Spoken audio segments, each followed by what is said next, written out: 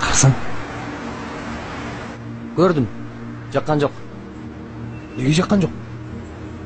Ушундайлар кантип жаксын мусулман баласына. Тиги жолдун аркы бетиндеги кызды көрдүңбү? Ушундай кыздар жагат. Булар адашкандар да, досум. Сен дайыма адашкандарды карайсың. Бир аз современныйраак болчу.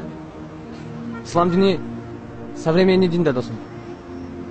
Аллах Таала аял затына жабык жүргүлө деп буйрук кылган. А бул кыздарды көрдүңбү? Чыпыйган шымдарды кийип, чачтарын сапсайтышып, баштарында жолуктары жок.